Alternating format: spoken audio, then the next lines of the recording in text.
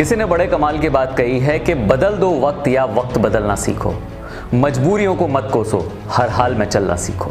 निक्की एक बेहद ही होनहार लड़की थी। बिहार पुलिस के एक कांस्टेबल के घर में जन्मी निक्की के पास रिसोर्स ना के बराबर थी।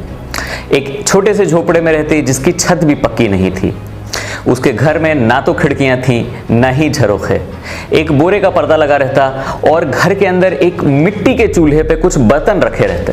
गांव था हेसल, जिला खूंटी, राज्य झारखंड। इस गांव में सिर्फ निक्की का ही परिवार ऐसा न था। करीब 70 आदिवासी परिवार इसी हालात में रहते थे। इनकी दशा अच्छों के आंखों में पानी ले आए। बिजली पानी तो दूर की बात, खाने को अच्छे से खाना तक न मिल पाता। सुबह एक कप चाय, एक रोटी खाकर निक्की अपने छोटे से सरकारी स्कूल को निकलती और दोपहर तक पढ़ाई निपटा के इसके 10-11 दोस्त उसी स्कूल के एक छोटे से मैदान में इकट्ठे होते जहां साल के 6 महीने पानी लगा। ये सारे बच्चे उस मैदान पे लगे पानी को अपने हाथों से फेंकते, फिर पेड़ों की एक मजबूत टहनियां लेके वहां पे इकट्ठे हो जाते। ये होती इन बच्चियों की हॉकी स्टिक। फिर खाली पेट अनवरत हॉकी खेलते। हॉकी खेलना सिर्फ इनके एंटरटेनमेंट का जरिया न था, बल्कि ये खेल इनकी पहचान थी। निक्की एक दुबली पतली सी बच्ची थी। उसे बार बार ये डर लगा रहता कि कहीं हॉकी स्टिक से उसके पांव न टूट जाएं। लेकिन अपनी पहचान बनाने के लिए उसने अपने डर पे काबू पा रखा था। धीरे धीरे उसकी हॉकी पे पकड़ बढ़ती गई। अब वक्त था गांव से निकलकर असली दुनिया देखने का। एक दिन रात में उसने सोते हुए सोचा कि स्कूल के मैदान पे खाली पांव हॉकी खेलने से कुछ ना होगा। अगर करियर में आगे बढ़ना है, जिंदगी में कुछ करना है तो बाहर निकलना होगा। पास ही में एक बड़ा शहर था, रांची, लेकिन वहां जाने के लिए बहुत पैसे लगने वाले थे। तो उसने धीरे धीरे करके एक रुपए जोड़ने शुरू किए। जल्द ही उसके पास काफी पैसे इकट्ठे हो गए। एक रोज उसने अपने पिता के साथ कुछ दूर पैदल चलकर एक लोकल बस पकड़ी और रांची तक पहुंचे। वहां उसने दशरथ महतो के under Bariatu girls hockey training centre में एडमिशन लिया। ये ट्रेनिंग कैंप स्पेशली उन आदिवासी लड़कियों के लिए था जिनमें काबिलियत तो भरी पड़ी है, लेकिन रिसोर्स के अभाव की वजह से आगे नहीं बढ़ पा रहे। वहां से निक्की की ट्रेनिंग शुरू हुई। 2011 में पहली बार निक्की का सिलेक्शन अंडर 17 एशिया कप के लिए हुआ। निक्की में काबिलियत तो बहुत थी, लेकिन शायद कहीं कॉन्फिडेंस की कमी रह गई थी। और हो भी क्यों ना, एक छोटी सी आदिवासी लड़की एक छोटे से गांव से पहली बार बाहर निकली थी और उन इंटरनेशनल दिग्गजों के सामने खड़ी थी। लड़खड़ाती हुई निक्की ने प्रदर्शन तो काफी अच्छा किया, लेकिन सिलेक्टर्स को शायद यह बात जमी नहीं।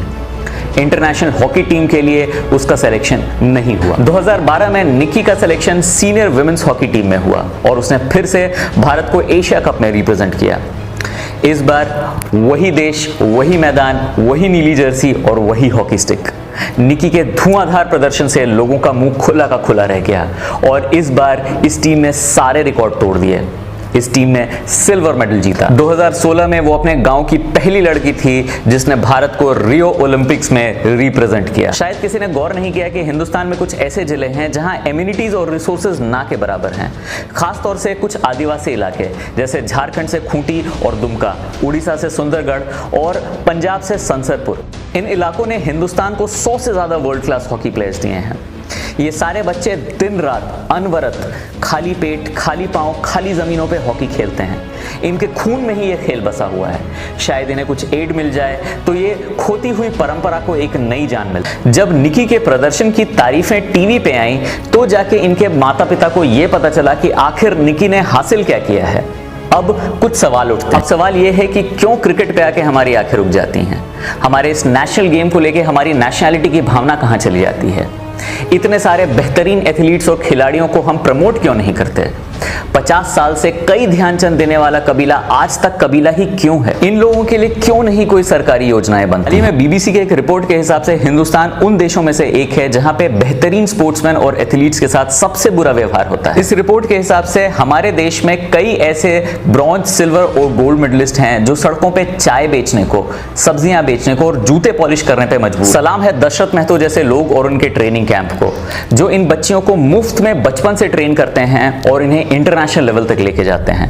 हमारे देश में कई ऐसे एनजीओज हैं जो ऐसे ही स्पोर्ट्समैन और ऐसे ही एथलीट्स पे काम कर रहे हैं, वो भी फ्री में, और इन्हें इंटरनेशनल लेवल तक पहुंचा। निक्की प्रधान, ओपी जैसा और हिमा दास जैसे खिलाड़ियों को अगर जरा सी भी तवज्जो दी जाए तो हमारे देश का प्रदर्शन ओलंपिक्स में इतना निराशाजनक ना होगा। हमारे व्यूअर्स और हमारे पॉलिसी मेकर से मेरी तहे दिल से ये इल्तिजा है, एक गुजारिश है कि दूसरे खेलों को भी इतना ही सपोर्ट करें ताकि इनके मेडल्स पे धूल न जमे और वो भी क्रिकेट वर्ल्ड कप की तरह चमके। आखिर में मैं यही कहूंगा कि कुछ ऐसा करो कि कोई ना कर सके, सालों तक क्या सदियों तक दुनिया आपको याद रखे। अभी फिलहाल के लिए मैं आपसे लेता हूं विदा, अगले हफ्ते मैं फिर आपसे मिलने आऊंगा। तब तक के लिए me Rahul signing off, bye bye.